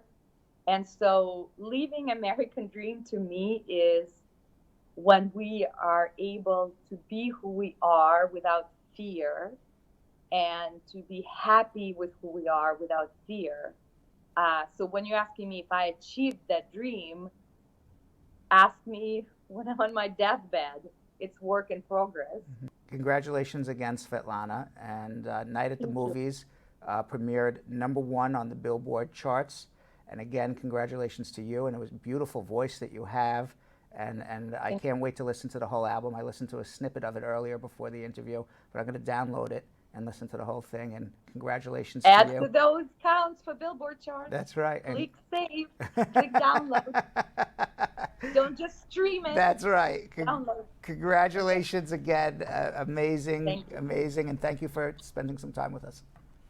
Of course. Thank you for having me. I Thank you. appreciate it. Take care. All right. So she was on the #1 on the Billboard chart. She at least for 1 week. That's pretty dope. I don't follow the jazz charts every week. Right. But I know for at least 1 week, she outsold Michael Bublé. That's huge. That is huge. Michael Bublé is the man. It was kind of like when, for that one day when Bradshaw Live was up against the Housewives of Beverly Hills, which is the #1 housewife show in all of Bravo. And you for won. that one particular day, Bradshaw Live came out on top. All right, we won the award. Exactly. Not that You keep it there every day. I keep it there every day. Okay. You guys, do you know who doesn't have this award right now? Real Housewives. The Real Housewives do not have this award. You know who also doesn't have this award that could have gotten it? Nickelodeon. You know who else? World Wrestling. Yeah. Yeah, but if I see like a mean guy on the street, he looks like a wrestler. You're gonna give it to them. I give it to you. Here you go. Here, I'm very sorry. Very sorry, sir. Even though it doesn't have their name on it. It doesn't matter. Here, take it. Do not body slam me. All right, we have speed round. Yeah. Right? Mr. Maestro is ready for speed round. We are going to do 13 questions on hold. 1 minute and 30 seconds. So 13 questions, Maestro. Do we have a clock?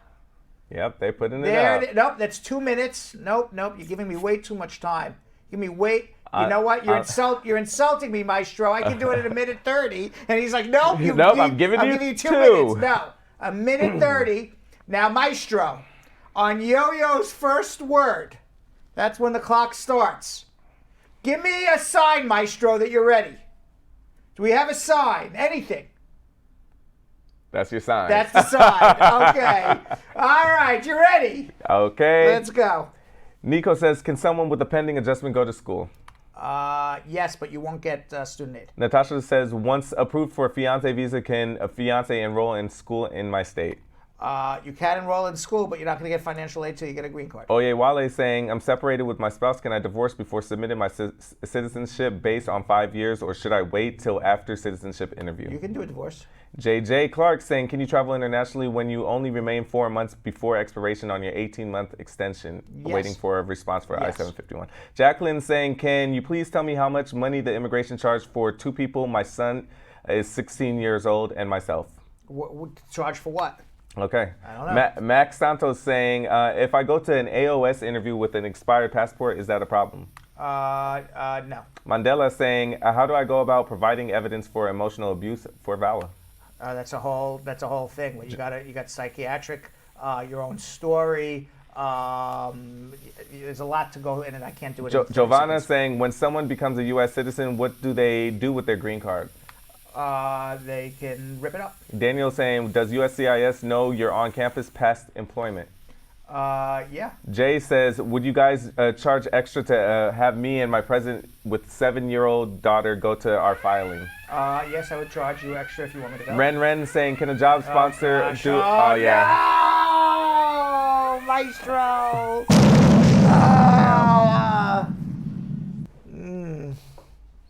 I don't know. What happened? Because pizza. I'm not gonna throw pizza under the bus. But she put an open-ended question about emotional abuse. Yeah. You know, the speed round's got to be yes, no, yes, no, yes, no questions. I know that one. I had to cut you off because you were still talking. I was like, all right. What is the list? All right. Ren saying, can a job sponsor do a waiver for an applicant that has a misrepresentation? Can who do a what? Can a job? I'm still shaking from the explosion in my face. Can a job sponsor do a waiver for an applicant that has a misrepresentation? No, you can only do it through a spouse or a parent. Okay. Now you can get sponsored in a job, and you can do the waiver through a parent if they're legal here, but you can't do it through in employment. Allison saying, my question is for a friend of mine, was involved in a domestic violence dispute with his wife, but he's a citizen. Will that affect him if he travels? No. Del Rito saying, I just got the courtesy letter for I-693 for AOS, but still haven't received any biometrics appointment. My priority date is October 4th, 2019. Courtesy letter meaning you have an interview, or courtesy letter saying we're being courteous and saying you have an application pending, hang in there? Not Del Rito. I don't know what a courteous letter is. All right. All right. We have something, Yo-Yo. What do we Anticlimactic. have? There was anticlimactic speed rounds. Very anticlimactic today. No, I think it was pretty climactic. Climactic. Climatic. Climatic. Maybe we should save that word for Wednesday. Yeah, schmooze. Yes. Look, I'm still on that. All right, at least I know how to do that. All right, let's comments of the day, Maestro. Comments of the day. We have a drum roll. Drum roll for the first comment. Drum roll for the first comment. We're asking way too much. All right, our first comment of the day comes from Linda Shaw saying, come on, guys, tell your whole family and friends the immigration professor is on. All right. Yeah, Linda. I like that. All right, our second one comes from Elizabeth Francis saying, let's not try to figure out immigration problems as we do not have the knowledge or expertise on most of our questions. Please let Uncle Brad guide you. Elizabeth. That's I like right. that. She's smart lady. Yeah. Very smart lady, that Elizabeth Francis. I always said that, Elizabeth Francis. You always said that. Very smart lady. You always said that. Yes. Another smart lady. Yeah, who's another smart lady? Lisa Bling Rose. Very smart lady. Saying, come one and all, please tell your friend to tell your aunt to tell her uncle, because the best immigration show is on. He can answer your questions. If it's too much, just make an appointment. Uncle Brad helps everyone, every nation. You know what? This Lisa Bling Rose is brilliant. Yes. She's a brilliant woman, this Lisa Bling Rose. Yes. And our last comment of the day comes from another brilliant new watcher saying, Tamika Jarrett James saying, since started watching this show, I've gotten so many information about things and solutions to issues I didn't know existed. Yes. Thanks to Brad. All right. Also, very smart Brad Squad. We have a very smart and beautiful very Brad smart Squad. Brad Squad. We will see you all tomorrow as we march towards Christmas, New Year's, and the Roaring 20s. I don't know what they're going to call the 20s. The 2020s. The 2020. 2020s? What are we going to call it? The Barbara Walter. The Barbara Walter era, maybe. All right, we'll see you all tomorrow. Thanks for watching. So, Sam, as part of the production, we have to say this disclaimer at the end of the show. Do you mind reading it for me? Okay, but you know, Brad, I have to do everything around here. It's bad enough I've got to remember everything that happened on the episode from the previous day. Forget it. I'll do it.